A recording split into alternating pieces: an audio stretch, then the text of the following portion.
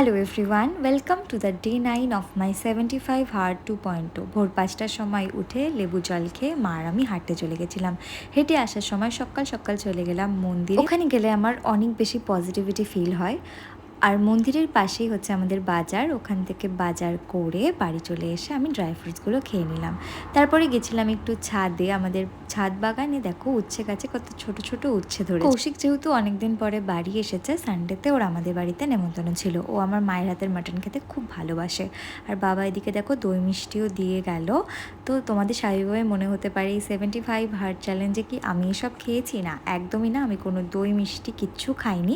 Challenge মানেই তো যেটা ডিফিকাল্ট, যেটা মোটিভেটেড হয়ে যাও না, যে অনুষ্ঠানই থাকুক না কেন কোনো কিছুই তোমাকে ডিমোটিভেটেড করতে পারবে না।